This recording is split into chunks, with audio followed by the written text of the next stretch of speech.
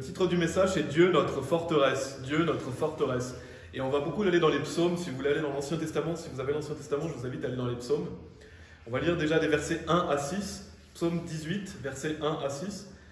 Parce qu'il y a beaucoup de mentions du fait que Dieu est notre forteresse, Dieu est notre libérateur. Parce que j'intitule le sermon Dieu notre forteresse, mais c'est aussi notre libérateur. C'est ce qu'on va voir aujourd'hui. C'est surtout sur ces deux choses, forteresse et libérateur, que je veux insister aujourd'hui. Et donc il y a beaucoup de mentions de cela dans les psaumes, et notamment dans Psaume chapitre 18, des versets 1 à 6 qu'on va lire, qui nous dit « Je t'aimerai, ô Seigneur, ma vigueur, le Seigneur est mon roc et ma forteresse et mon libérateur, mon Dieu, ma vigueur, en qui je me confierai, mon bouclier et la corne de mon salut et ma haute tour. Je ferai appel au Seigneur qui est digne d'être loué, ainsi je serai sauvé de mes ennemis. Les douleurs de la mort m'encerclaient et les flots des hommes impies m'effrayaient. Les douleurs de l'enfer m'encerclaient, les pièges de la mort me devançaient. Dans ma détresse, je fis appel au Seigneur et je criai vers mon Dieu. Il entendit ma voix de son temple et mon cri vint devant lui, c'est-à-dire jusqu'à ses oreilles. » Donc on voit ici qu'il loue Dieu, il loue la puissance, la vigueur de Dieu. Et on note au verset 2, il est dit « Le Seigneur est mon roc et ma forteresse et mon libérateur, mon Dieu, ma vigueur en qui je me confierai, mon bouclier et la corne de mon salut et ma haute tour. » Donc en fait, Dieu est notre forteresse, c'est ce qu'on va voir aujourd'hui. Il est notre force, notre roc, notre libérateur et notre protecteur. Et qu'est-ce que c'est qu'une forteresse? Une forteresse, j'ai noté que c'est un lieu fortifié, organisé pour la défense d'une ville, d'une région. Donc c'est vraiment un lieu fortifié, quelque chose qui est fort, qui est fait pour justement défendre, et qui est organisé pour la défense d'une ville, d'une région. Il est dit aussi ce qui protège, défend avec force quelque chose ou quelqu'un. Donc une forteresse, c'est quelque chose qui nous protège, c'est un bâtiment physique souvent, qui nous protège et qui permet de se défendre et qui permet justement d'être préservé des attaques ennemies, d'être préservé de l'oppression, d'être préservé et d'être en sécurité en fait. Donc c'est une place forte qui sécurise. Les personnes se cachaient dans les forteresses, se mettaient dans les forteresses pour être sécurisées, pour être en sécurité. Et bien on va voir dans ce sermon que notre forteresse, c'est Dieu. Dieu est celui qui nous protège, c'est lui qui nous met en sécurité, c'est lui qui nous défend avec force. Donc on peut se réfugier en Dieu. Et on peut prendre l'exemple d'un château. Il y a un château en Suisse, je pense que vous connaissez sûrement, qui s'appelle le château de Chillon, donc qui est vers Montreux, qui est vraiment un beau château. Et j'ai noté une phrase que j'ai trouvée sur internet à ce sujet, où il est dit « Comme flottant sur son îlot rocheux, la forteresse de Chillon », parce que c'est un château, mais c'est aussi appelé une forteresse, est le monument historique le plus visité de Suisse. Donc c'est vraiment le monument qui est le plus visité de Suisse, c'est ce que j'ai vu sur internet. Et donc c'est un château, c'est une forteresse. Et à quoi servait justement ce château? À quoi servent les forteresses en termes généraux? À se protéger des ennemis, donc des ennemis qui veulent nous attaquer. Ça sert à trouver refuge, à être en sécurité et à se défendre. Et quand on voit par exemple le château de Chillon, qui est vraiment un beau château, une belle forteresse, quand on voit, il y a beaucoup de belles forteresses en Suisse, même dans le monde, on peut imaginer que physiquement, on se sent en sécurité dans ces bâtiments. Mais c'est charnel, c'est vraiment un bâtiment physique. C'est une sécurité visible et matérielle. Et ce qu'il faut toujours garder à l'esprit, c'est que Dieu est une bien meilleure forteresse qu'un château ou une forteresse qu'on pourrait voir physiquement. C'est un bien meilleur protecteur, un bien meilleur refuge que notre Dieu Tout-Puissant. Dans Hébreux chapitre 11, verset 1, il est dit « Or la foi est la substance des choses qu'on espère, l'évidence des choses non visibles. » Donc la protection de Dieu, ce n'est pas quelque chose qu'on voit physiquement, on le voit par la foi en fait. Par les yeux de la foi, on a confiance que Dieu est notre forteresse, on a confiance qu'il est notre refuge. Et donc c'est une évidence, l'évidence des choses non visibles. Et donc la protection de Dieu est bien meilleure que n'importe quelle forteresse physique dans laquelle on pourrait se réfugier. Il ne faut pas oublier ça. La protection de Dieu est bien meilleure que n'importe quel bâtiment dans lequel vous pourriez vous cacher. Parce que la protection de Dieu est celui du Créateur. Et donc c'est une évidence par la foi. On sait par la foi que Dieu nous protège, même si ce n'est pas visible. On va aller dans Psaume 46. Donc on va aller dans beaucoup de psaumes. Donc gardez quelque chose si vous voulez vraiment aller dans les psaumes. Psaume 46, versets 1 à 3. La Bible nous dit « Dieu est notre refuge et notre vigueur, un secours très présent dans la difficulté. Par conséquent, nous ne craindrons pas, bien que la terre serait déplacée et bien que les montagnes seraient transportées au milieu de la mer, bien que ses eaux rugiraient et seraient agitées, bien que les montagnes trembleraient à cause de leur gonflement. C'est là. » Et on voit un peu plus loin, versets 10 et 11. « Soyez tranquilles et sachez que je suis Dieu. Je serai exalté parmi les païens, je serai exalté sur la terre. Le Seigneur des armées est avec nous, le Dieu de Jacob est notre refuge. » C'est là. Donc on voit ici que Dieu est un secours très présent dans la difficulté. Si vous avez des difficultés, si vous vous sentez en insécurité, allez vous réfugier auprès de Dieu. Il est un secours très présent dans la difficulté. Et on voit ici vraiment des choses qu'on a du mal à imaginer, mais la terre déplacée, les montagnes qui seraient transportées au milieu de la mer, donc c'est des choses incroyables qu'on a même du mal à imaginer. Les eaux rugiraient, seraient agitées, donc bien que le monde en fait part complètement en vrille, bien que les choses seraient agitées dans le monde, eh ben, on sait que Dieu est là, Dieu est avec nous et donc on est protégé. Et c'est ça, il est dit par conséquent, nous ne craindrons pas. Donc quoi qu'il se passe dans le monde, on ne doit pas craindre parce qu'on doit aller se réfugier auprès de l'Éternel. Il nous dit, soyez tranquilles et sachez que je suis Dieu. Donc ça, c'est une introduction. L'introduction, c'est vraiment l'introduction de Dieu est notre forteresse. Qu'est-ce que c'est qu'une forteresse? Et on va aller dans plusieurs parties maintenant. Et vous pouvez aller dans Psaume 91, si vous allez dans les psaumes. Et la première partie, c'est que Dieu nous protège. Donc une forteresse, c'est quelque chose qui nous protège. Dieu est notre protecteur. C'est ce qu'on va voir dans cette partie. Donc Psaume 91, je vais lire plusieurs versets dans ce psaume qui est vraiment un bon chapitre justement sur la protection de Dieu, sur le fait que Dieu est là pour nous, qu'on peut se réfugier en lui. Si vous avez des difficultés et si vous êtes justement en détresse, le 10e psaume 91, c'est vraiment très rassurant. Dans Psaume 91, versets 1 à 4, qui nous dit « Celui qui demeure dans le lieu secret du plus haut restera à l'ombre du Tout-Puissant. Je dirai du Seigneur, il est mon refuge et ma forteresse, mon Dieu, en lui me confierai-je. Assurément, il te délivrera du piège de l'oiseleur et de la répugnante pestilence. Il te couvrira de ses plumes et sous ses ailes te confieras-tu. Sa vérité sera ton écu et ton bouclier. » Je vais aller un peu plus loin, versets 11 et 12. « Car il donnera charge de toi à ses anges pour te garder dans tous tes chemins. Ils te porteront dans leurs mains de peur que ton pied ne se heurte contre une pierre. » Et verset 15. « Il fera appel à moi et je lui répondrai. Je serai avec lui dans la difficulté. Je le délivrerai et l'honorerai. » Donc on voit ici le fait que Dieu est notre refuge, notre forteresse. C'est encore ce qu'il dit dans ces versets. Donc il nous protège des attaques, il nous protège des maladies. Et donc on peut se réfugier auprès de lui, on peut être couvert de ses plumes, on peut aller à l'ombre du Tout-Puissant. Et j'ai souligné, il est dit, ta vérité sera ton écu et ton bouclier. Donc la vérité, c'est bien sûr, c'est la parole de Dieu. Dans la parole de Dieu, on peut se réfugier, c'est notre bouclier. La foi vient de ce qu'on entend et ce qu'on entend vient par la parole de Dieu. Donc on peut se réfugier dans la parole de Dieu et la vérité, on sait que c'est Jésus-Christ. Il a dit, je suis le chemin, la vérité et la vie. Donc Jésus est la vérité. Donc, ce qui veut dire que Jésus est notre bouclier, il est notre écu aussi. Jésus est notre protecteur. Il est là à notre main droite, il nous protège. Et donc, n'oublions pas que Jésus combat pour nous. Et donc, Dieu nous protège aussi par ses anges. On vient de le voir, car il donnera charge de toi à ses anges pour te garder dans tous tes chemins.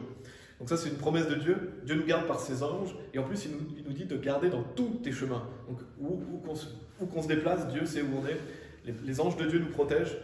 Et Psaume 34, verset 7 nous dit aussi « L'ange du Seigneur campe autour de ceux qui le craignent et les délivre. » Et donc l'ange du Seigneur est auprès de ceux qui le craignent et les délivre. Et donc en fait on peut s'imaginer qu'on a une armée personnelle grâce à Dieu, on a une armée personnelle, elle n'est pas visible, mais les anges du Seigneur sont là et nous protègent. Et on pourrait prendre l'exemple de quelqu'un d'assez connu. Des fois souvent les gens connus prennent des gardes du corps, ils prennent des armées personnelles pour se protéger. Ils veulent être protégés parce qu'ils ont peur que les gens les attaquent. Et donc, on pourrait prendre cette idée du fait qu'on ait une armée personnelle, individuelle. Donc on pourrait se dire, voilà, j'ai des gardes armés, j'ai des gens surentraînés, des commandos, et des gens qui me protègent avec des armes. Donc dans la chair, on se sentirait en sécurité. Si on sortait et qu'on avait une garde personnelle, on se dirait, waouh, je suis en sécurité. Et bien pourtant, notre garde personnelle est bien meilleure qu'une garde physique et humaine, parce que les humains, on ne sait pas de quoi ils sont capables, et puis ils n'ont qu'un souffle dans leur narine. Ce qu'on a, c'est bien mieux que ça. C'est des anges, les anges de Dieu qui sont bien plus puissants que des hommes, et qui sont au service de Dieu. Donc ils nous protègent parfaitement. Et donc ça, il faut toujours le garder à l'esprit quand vous vous sentez en insécurité, quand vous vous sentez mal. Gardez à l'esprit que Dieu vous protège par des légions d'anges, par des anges, qui sont bien plus puissants qu'une armée personnelle qu'on pourrait voir physiquement. La protection de Dieu est bien meilleure. Et donc ça doit nous pousser à avoir confiance dans le Seigneur et à ne pas craindre les hommes. On ne doit pas avoir crainte des hommes quand on est enfant de Dieu. Dans Proverbe 29, verset 25, il est dit « La crainte de l'homme tend un piège, mais quiconque met sa confiance dans le Seigneur sera en sécurité. » Donc si vous craignez les hommes, ça vous tend un piège. Et pourquoi ça tend un piège? Parce que ça vous porte préjudice. Si vous craignez les hommes, vous allez vous mettre dans des situations, soit où vous allez faire ce qui n'est pas correct, soit vous allez désobéir à Dieu. Donc de craindre les hommes, c'est quelque chose qui est mauvais pour nous. On ne doit pas craindre les hommes. On doit craindre seulement Dieu. Et c'est pour ça qu'il dit « La crainte de l'homme tend un piège ». En fait, vous tombez dans un piège quand vous craignez les hommes. Parce que par exemple, on peut prendre un exemple, mais si vous êtes dans un groupe et que vous avez peur de dire que vous êtes chrétien, vous pouvez en venir à renier Jésus devant le groupe, et donc vous allez pécher contre Dieu. Donc la crainte de l'homme peut vous tendre un piège, parce que ça va faire que vous allez pécher contre Dieu, par exemple. Donc on ne doit pas craindre les hommes, mais quiconque met sa confiance dans le Seigneur sera en sécurité. Ayons confiance en Dieu, obéissons à Dieu et on sera en sécurité. Ce n'est pas en reniant le nom de Jésus qu'on va être en sécurité. C'est vraiment en mettant sa confiance dans le Seigneur. On va aller dans Psaume 31 aussi, je vais lire encore d'autres psaumes qui nous parlent justement de cela. Le fait que Dieu est notre protecteur. Psaume 31, versets 1 à 3 nous dit « En toi, ô Seigneur, je mets ma confiance. Ne me laisse jamais être honteux. Délivre-moi dans ta droiture. Abaisse ton oreille vers moi. Délivre-moi rapidement. Sois mon robuste roc, telle une maison de défense afin de me sauver. Car tu es mon roc et ma forteresse. Par conséquent, à cause de ton nom, conduis-moi et guide-moi. » Donc on doit prier Dieu pour qu'il nous délivre. On va voir ça dans une prochaine partie, je vais parler de la délivrance.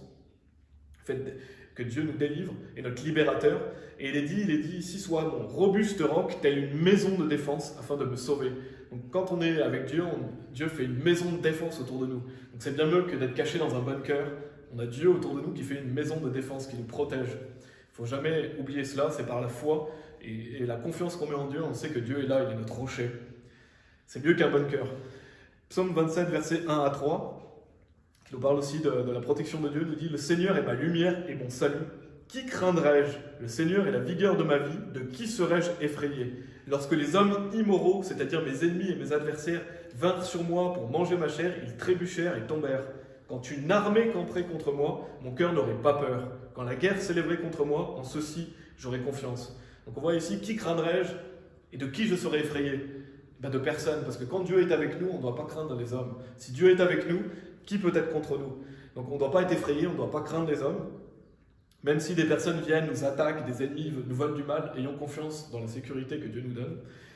Et j'aime bien le verset 3 qui nous dit « Quand une armée camperait contre moi, mon cœur n'aurait pas peur. Quand la guerre s'élèverait contre moi, en ceci j'aurais confiance. » Donc imaginez-vous, seul face à une armée, je pense que c'est assez effrayant de s'imaginer ça. Pourtant la Bible dit « Quand une armée camperait contre moi, mon cœur n'aurait pas peur. » Pourquoi on n'a pas peur? Parce qu'on a confiance que Dieu est notre forteresse. Donc même si une armée venait contre vous, une armée entière, pour vous exterminer, vous tuer, ben vous ne devez pas avoir peur, parce que Dieu est votre confidence, Dieu est votre confiance. Quand la guerre s'élèverait contre moi, donc même s'ils vous attaquent, en ceci j'aurai confiance. Donc c'est vraiment des versets qui sont forts, qui montrent que quand on a Dieu avec nous, on n'a pas à craindre les hommes. Dieu est notre protecteur, il est notre vigueur. Il nous secourt. Donc ça c'est des promesses qu'on doit s'approprier, on doit avoir confiance dans les promesses de Dieu. Et une chose essentielle aussi que je veux vraiment que vous reteniez par rapport à ce message, c'est que même si vous avez peur, parce qu'on a tous peur, on a tous peur à des moments donnés, plus ou moins peur, on a tous des situations dans lesquelles on se retrouve où on a peur, on craint, et même si vous avez peur, et ça arrive, bien sûr il y a des gens qui ont plus peur que d'autres, mais ça arrive qu'on ait peur, bien sûr, et ben on doit toujours faire ce qui est juste, c'est une chose importante à retenir, même si vous avez peur, faites ce qui est juste. Même si vous avez peur dans une situation, alors obéissez à Dieu. Peu importe si vous avez peur, le plus important c'est d'obéir à Dieu. Et bien sûr, on doit travailler à avoir moins peur, en étant rempli de l'esprit, parce que Dieu ne nous a pas donné un esprit de crainte. On doit prier Dieu pour qu'il nous aide à être plus courageux. Mais même si vous avez peur, faites ce qui est juste. Et on voit avec Gédéon, par exemple, on a l'histoire de Gédéon. Gédéon, il avait peur, mais il a fait ce qui est juste. C'est dans Juges chapitre 6, verset 27, où il nous dit « Puis Gédéon prit 10 hommes parmi ses serviteurs et fit comme le Seigneur lui avait dit, et il en fut ainsi, parce qu'il craignait la maison de son père et les hommes de la ville. S'il le faisait de jour, alors il le fit de nuit. » Donc on voit qu'il avait peur de faire une action que Dieu lui avait dit, mais il va le faire quand même. Il va peut-être le faire de nuit, au lieu de le faire de jour, parce qu'il a des craintes, mais il fait ce qui est juste. Et c'est ça qu'on doit faire. Quand on a peur, on fait quand même ce qui est juste. On obéit à Dieu.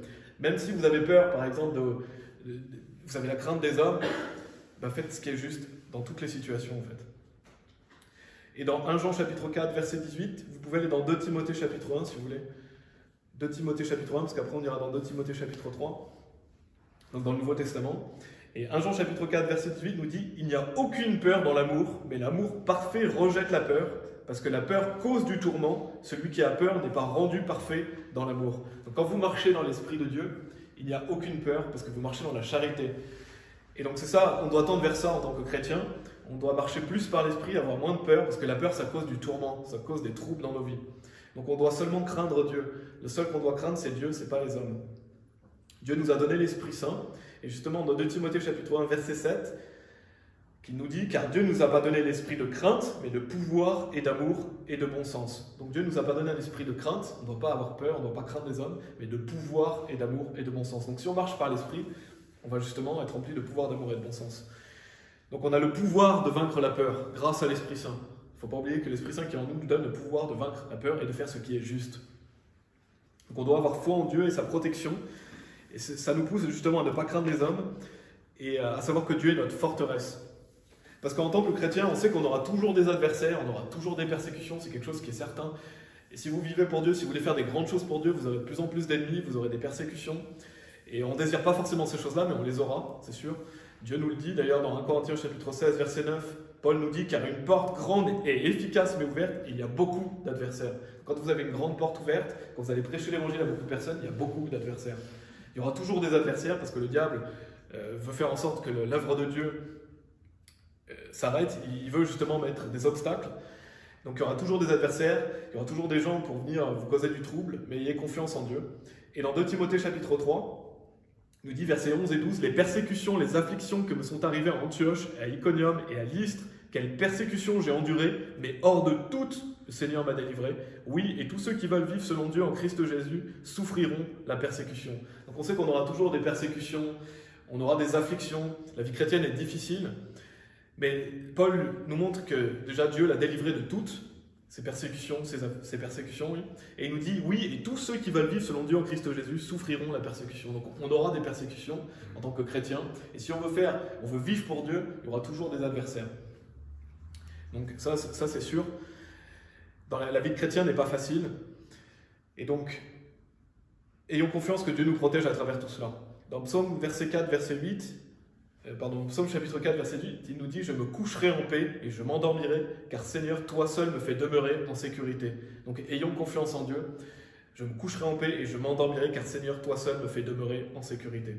Et pour finir cette partie, donc le fait que Dieu nous protège, je vais lire Proverbe 21, 31. Dans le Proverbe chapitre 21, verset 31, qui nous dit « Le cheval est préparé en vue du jour de la bataille, mais la sécurité vient du Seigneur. » Donc ça, c'est un verset qui nous montre que le cheval, il se prépare pour la bataille. Donc nous, on doit quand même être prêts. C'est-à-dire que par exemple, si vous êtes père de famille, si vous êtes mari, vous devez protéger votre femme, vous devez protéger vos enfants. Donc il faut apprendre à se défendre, il faut avoir un minimum de connaissances de comment défendre sa famille.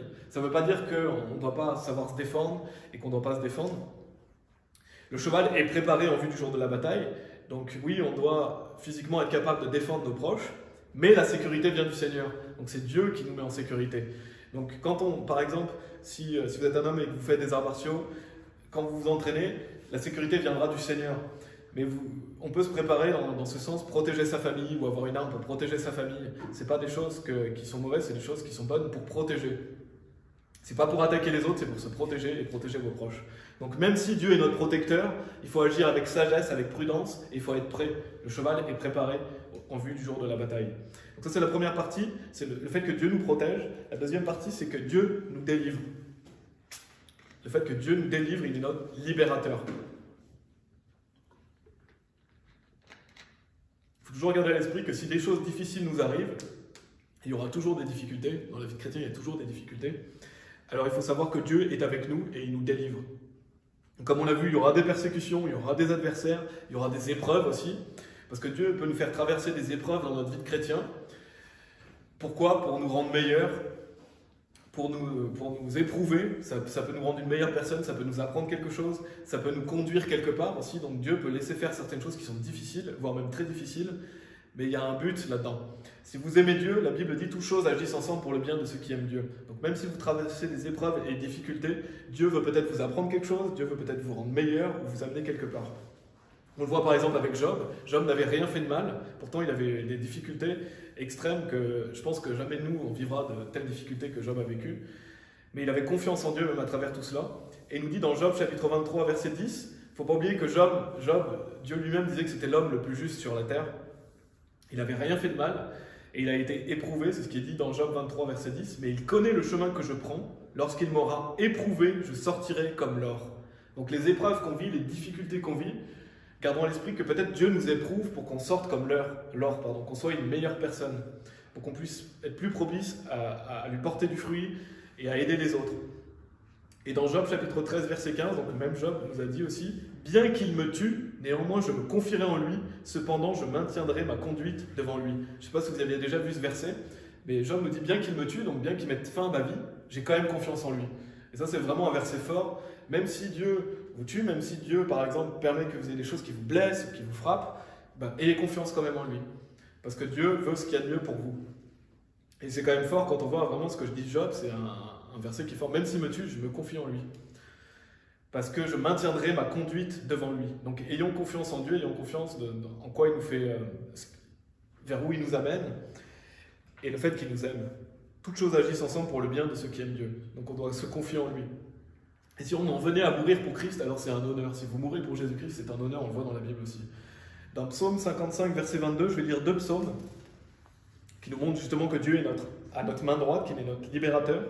C'est Psaume 55, verset 22 qui nous dit « Débarrasse-toi de ta charge sur le Seigneur et il te soutiendra. Il ne permettra jamais que les hommes droits soient déplacés. » Et Psaume chapitre 16, verset 8 « J'ai toujours placé le Seigneur devant moi parce qu'il est à ma main droite, je ne serai pas déplacé. » Donc ça, c'est des beaux versets qui montrent que Dieu est là à vos côtés et qui vous libère et vous protège. Dans le Nouveau Testament, la Bible nous dit dans 1 Corinthiens chapitre 10, verset 13 « Aucune tentation ne vous a saisi tel qu'il est commun à l'homme, mais Dieu est fidèle, qui ne permettra pas que vous soyez tentés au-delà de ce que vous êtes capable, mais avec la tentation, il vous donnera aussi un moyen d'échapper, afin que vous puissiez être capable de la supporter. » Donc il ne faut pas oublier que Dieu ne permettra pas que vous soyez tentés au-delà de ce que vous êtes capable de supporter. Donc s'il y a quelque chose que vous n'êtes pas capable de supporter, Dieu ne vous tentera pas au-delà de cela. Dieu connaît vos limites, il connaît vos forces, et il a confiance en cela. Et il dit, avec la tentation, il vous donnera aussi un moyen d'échapper, afin que vous puissiez être capable de la supporter. Donc à travers les épreuves, les tribulations, Dieu vous donnera un moyen d'échapper à cela. Et on va voir un exemple justement pour illustrer cette partie que Dieu est notre libérateur. Vous pouvez aller dans Daniel chapitre 6, si vous voulez dans l'Ancien Testament, Daniel chapitre 6. C'est pas loin du Nouveau Testament, c'est dans les prophètes mineurs. On a la fameuse histoire de Daniel dans la fosse au lion, où on voit justement que Dieu nous libère, Dieu est notre libérateur. Et Daniel avait confiance en l'Éternel, et l'Éternel l'a libéré. C'est dans Daniel chapitre 6, on va lire quelques versets de cette histoire. Au verset 16 et 17, il est dit « Alors le roi commanda qu'on amena Daniel, et qu'on le jette dans l'antre au lion. Et le roi parla et dit à Daniel, « Ton Dieu, lequel tu sers continuellement, lui te délivrera. » Et on apporta une pierre qui fut mise sur l'ouverture de la fosse, et le roi la scella de son cachet et du cachet de ses seigneurs, afin que rien ne soit changé concernant Daniel. Donc Daniel, il n'avait rien fait de mal, pourtant il va être jeté dans la fosse au lion. Et pourquoi? Parce qu'il y avait des gens qui l'enviaient et qui cherchaient une occasion de le faire tomber, et qui avaient décrété que pendant 30 jours, il ne pouvait pas s'adresser à Dieu. Et Daniel va continuer à prier parce que Daniel veut plaire à Dieu et obéir à Dieu plutôt qu'aux hommes. Et donc, le roi qui avait décrété ça est obligé d'appliquer ce qu'il avait dit. Et c'était des hommes malfaisants qui l'avaient poussé à faire ça. Et donc Daniel va être jeté dans la fosse au lion. Et on voit au verset 20 à 23 où il est dit « Et comme il approchait de la fosse, donc ça c'est le roi, il cria d'une voix triste à Daniel. Et le roi parla et dit à Daniel, « Ô Daniel, serviteur du Dieu vivant, est-ce que ton Dieu que tu sers continuellement est capable de te délivrer des lions ?» Alors Daniel dit au roi, vis pour toujours, mon Dieu a envoyé son ange et a fermé la gueule des lions, si bien qu'ils ne m'ont fait aucun mal, d'autant que devant lui l'innocence a été trouvée en moi, et devant toi aussi, ô roi, je n'ai commis aucun mal. Alors le roi fut extrêmement heureux pour lui, et il commanda qu'on fasse retirer Daniel de la fosse. Ainsi Daniel fut retiré de la fosse, et on ne trouva sur lui aucun mal, et notez ce qu'il est dit, parce qu'il avait cru en son Dieu. Donc on voit que Daniel, qui a été traité injustement, et il ne fait aucun mal, qu'est-ce que Dieu va faire? Il va le libérer. Et donc, on s'imagine, c'est difficile de s'imaginer jeté dans une fosse aux lions. Mais imaginez-vous que Daniel a été jeté seul dans une fosse aux lions. Donc, quand vous vous retrouvez face à des lions, vous dites ils vont me dévorer. Mais non, ils n'ont fait aucun mal à Daniel. Pourquoi? Parce que Dieu avait envoyé son ange et il a fermé la gueule des lions. Donc, on voit que l'ange du Seigneur protège ceux qui le craignent. Vous vous souvenez, j'ai dit ce verset tout à l'heure, mais l'ange du Seigneur campe autour de ceux qui le craignent et les délivre. Donc là, on a une application directe d'une promesse de Dieu dans une histoire qui s'est passée. C'est que l'ange de Dieu est venu délivrer Daniel. Même au milieu d'une fosse aux lions, même on pourrait se dire cet homme est perdu. Non, Dieu était là, il a fermé la gueule des lions, il a protégé Daniel.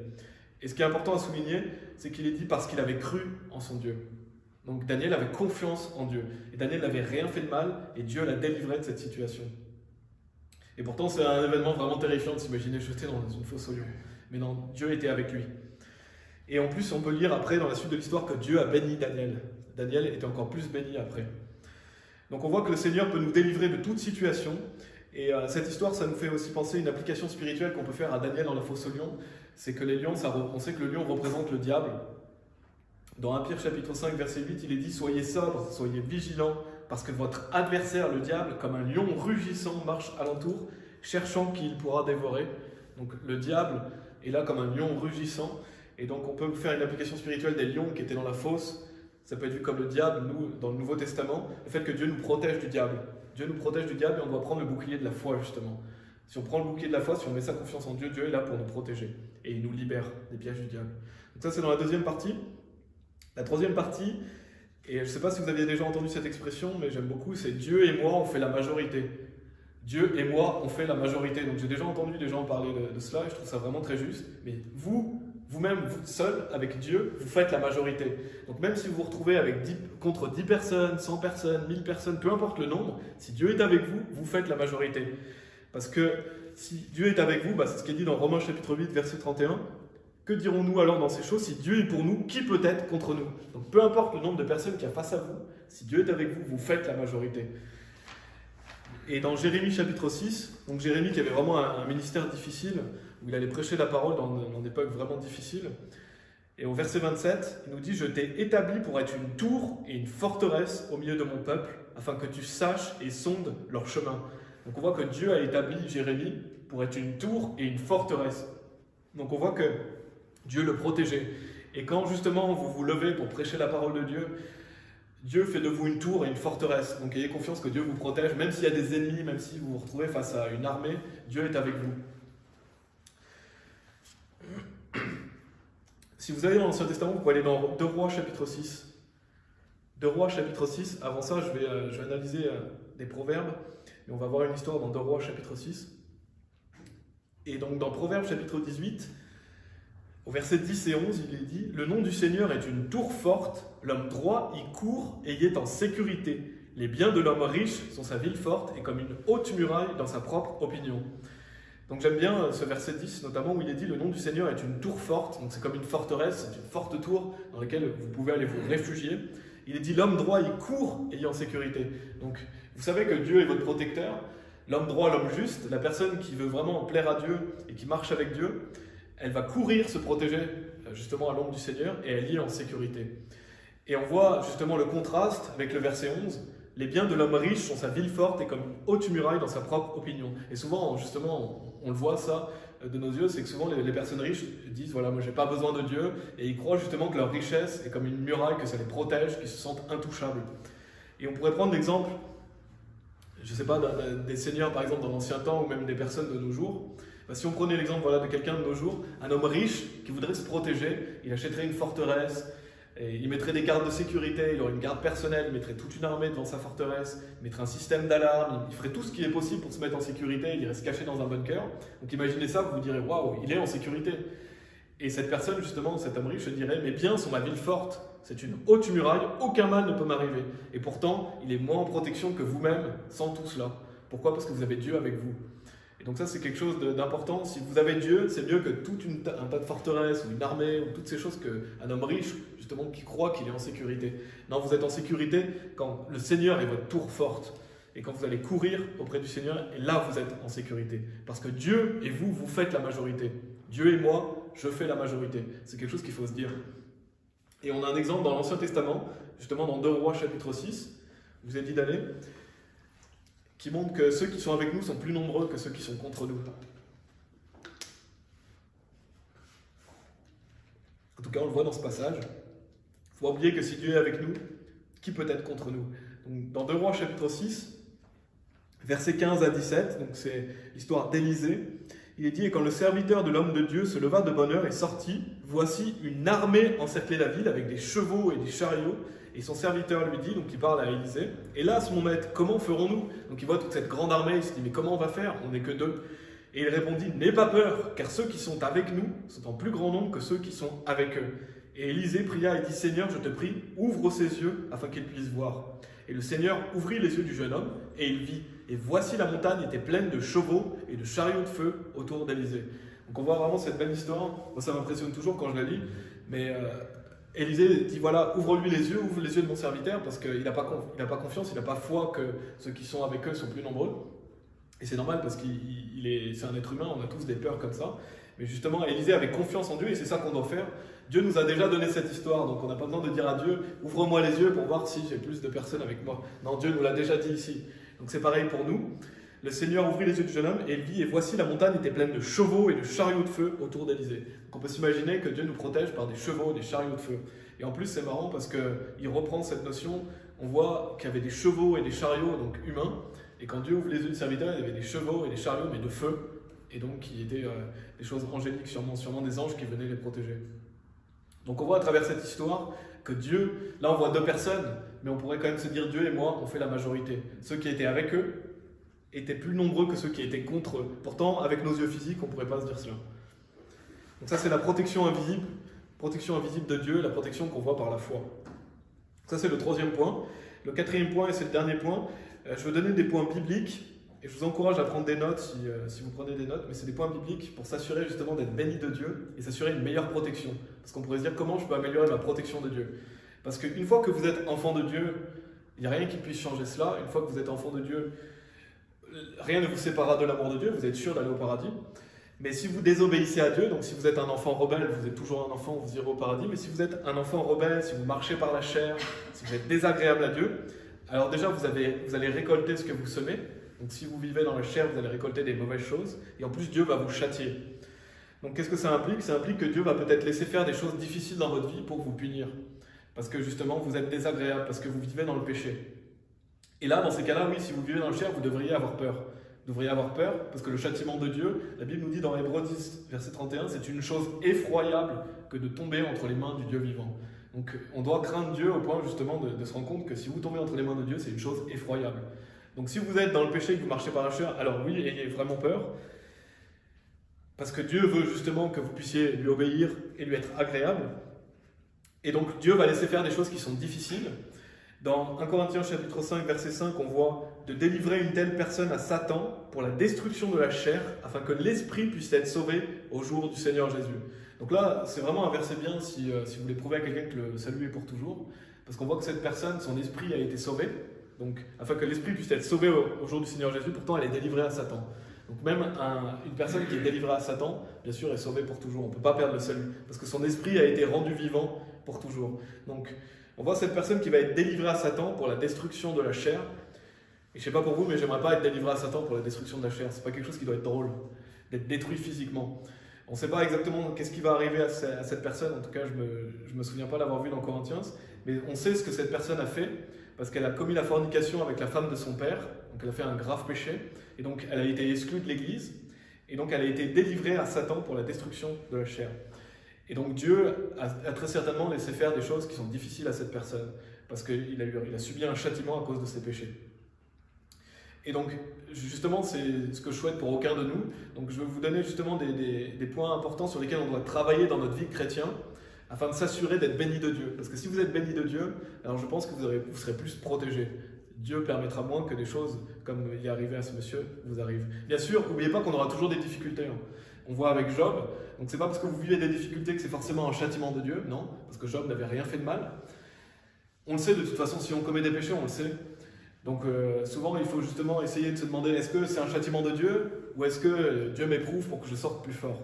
Si vous êtes en règle avec Dieu, alors bien souvent c'est parce que Dieu vous éprouve, vous avez des difficultés, puis parce que la vie est difficile en général, et la vie de chrétien aussi. Mais voilà, donc c'est important de toujours se demander, est-ce que j'ai des choses à changer? Et comment on peut s'assurer justement d'avoir une meilleure protection de Dieu? Même si ça ne sera jamais parfait, on ne vit pas dans un monde parfait. Donc je vais vous encourager à noter certains points. Le premier, c'est d'être humble. C'est très important en tant que chrétien qu'on reste humble, ne pas être orgueilleux, avoir de l'humilité. Vous pouvez aller dans Jacques chapitre 4. Si vous voulez, dans Jacques chapitre 4, je vais lire 1 Pierre chapitre 5. Donc c'est très important de toujours rester humble. 1 Pierre chapitre 5, versets 5 à 8, qui nous dit « De même, vous les plus jeunes, soumettez-vous aux anciens. Oui, vous tous, soyez soumis les uns aux autres et soyez revêtus d'humilité, car Dieu résiste aux orgueilleux et donne grâce aux humbles. Humiliez-vous donc sous la puissante main de Dieu, afin qu'il puisse vous élever au moment voulu. jetant tous vos soucis sur lui, car il se soucie de vous. Soyez sobres, soyez vigilants, parce que votre adversaire, le diable, comme un lion rugissant, marche alentour, cherchant qui il pourra dévorer. Donc on voit qu'on doit être revêtu d'humilité, parce que Dieu résiste aux orgueilleux, mais il donne grâce aux humbles. Donc si vous êtes humble, Dieu vous donne grâce, alors que si vous êtes orgueilleux, il résiste aux orgueilleux.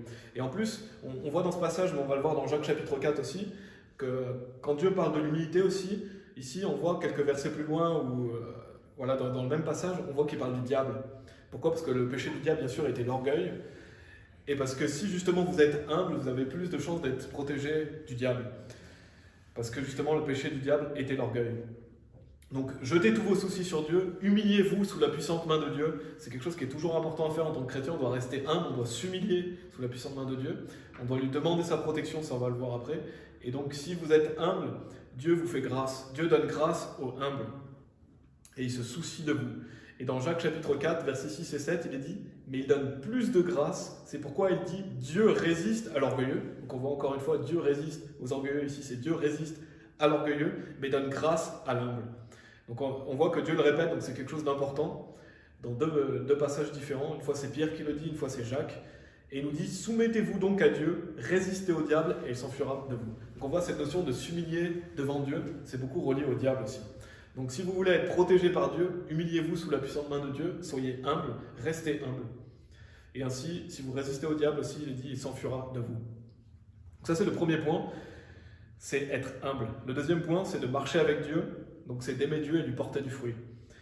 Et la Bible nous dit, approchez-vous de Dieu et il s'approchera de vous. Nettoyez vos mains, vous pécheurs, et purifiez vos cœurs, vous les versatiles. Donc s'approcher de Dieu, approchez-vous de Dieu et il s'approchera de vous. Donc si vous vous approchez de Dieu, il va s'approcher de vous. Donc bien sûr, vous assurez une meilleure protection de Dieu parce que Dieu est à votre main droite. Et comment justement on peut s'assurer de ça? Il dit nettoyez vos mains, vous pécheurs. Donc détournez-vous de vos péchés, marchez saintement devant Dieu et purifiez vos cœurs, vous les versatiles. Donc purifiez vos cœurs, c'est-à-dire remplissez-vous de la parole de Dieu, lisez la Bible, écoutez des enseignements sur la Bible, méditez la parole de Dieu. Donc ça c'est des choses qui sont importantes, qu'on doit toujours garder à l'esprit. Et bien sûr, le fait d'aller porter du fruit à Dieu, parce que je pense que si vous vous levez pour Dieu, la protection est d'autant plus forte. Parce que Dieu va vous protéger si vous allez prêcher l'évangile. Dieu protège plus les gens qui portent plus de fruits pour lui. Et on le voit justement avec Jérémie. Donc j'avais cité Jérémie tout à l'heure, je vais lire 2 autres versets qui en parlent, où on voit justement la protection de Dieu sur un prédicateur. Dans Jérémie chapitre 1, versets 18 et 19, c'est des beaux versets aussi sur la protection de Dieu. Il nous dit « Car voici, je t'ai aujourd'hui établi comme une ville forte et comme une colonne de fer et comme une muraille de bronze contre tout le pays, contre les rois de Juda, contre ses princes, contre ses prêtres et contre tout le peuple du pays. Et ils combattront contre toi, mais ils ne prévaudront pas contre toi. Car je suis avec toi, dit le Seigneur, pour te délivrer. » Donc on voit que Dieu avait établi Jérémie comme une ville forte, comme une colonne de fer. Donc Dieu était là pour protéger et délivrer Jérémie. Donc quand vous prêchez la parole de Dieu, ayez confiance que Dieu va vous protéger. Donc ça c'est le deuxième point. Donc le premier point c'est d'être humble, le deuxième c'est de marcher avec Dieu, et donc d'aller lui porter du fruit, de l'aimer. Le troisième point c'est de prier, bien sûr, il faut prier pour la protection de Dieu. Dans Psaume 18, verset 3, on l'avait lu, il nous dit « Je ferai appel au Seigneur qui est digne d'être loué, ainsi je serai sauvé de mes ennemis. » Donc priez pour que Dieu vous délivre de vos ennemis, priez pour que Dieu vous protège. C'est important de toujours prier, de se confier à Dieu. Un autre point c'est d'avoir confiance en Dieu. Et on l'avait vu avec Daniel, il avait cru en son Dieu, donc ayez confiance dans les promesses de Dieu. Et le dernier point, qui est important aussi, c'est de craindre Dieu. On doit craindre Dieu, et je ferai un sermon bientôt sur la crainte de Dieu, parce que c'est vraiment quelque chose d'important. On l'a vu dans Psaume 34, verset 7, où il est dit « L'ange du Seigneur campe autour de qui? De ceux qui le craignent et les délivre. » Donc l'ange du Seigneur est autour de ceux qui le craignent. Donc si vous craignez Dieu, l'ange du Seigneur est à vos côtés. Et donc ça c'est important de toujours craindre Dieu. Et Proverbe 14, 26 nous dit aussi, dans la crainte du Seigneur, il y a une forte assurance. Et ses enfants y auront un lieu de refuge. Donc si vous craignez Dieu, il y a une forte assurance. Et vous y trouverez justement un refuge. Donc augmentez votre crainte de Dieu. Comment on augmente sa crainte de Dieu? En lisant la Bible, parce qu'il y a beaucoup de passages dans la Bible qui justement nous permettent d'avoir la crainte de Dieu. Et craignez le fait que Dieu est tout puissant, que vous n'êtes qu'un homme en fait. Et que justement vous devez craindre Dieu et lui obéir. Donc voilà, en conclusion, on a vu dans ce message, je voulais vraiment que ce soit un encouragement pour que vous puissiez prendre conscience et ne pas oublier que Dieu est votre forteresse. C'est bien mieux qu'un bâtiment physique. Vous pourriez aller visiter une magnifique forteresse, vous dire waouh, se sentir en sécurité là-dedans. Non, Dieu, c'est mieux encore parce que Dieu est le Tout-Puissant, il vous protège, il vous délivre. On l'a vu avec Daniel, on pourrait prendre l'exemple de Pierre aussi quand il était en prison, un ange est venu le délivrer.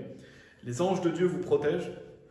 Si Dieu est avec vous, vous faites la majorité, qui peut être contre vous? Donc ayez confiance en lui.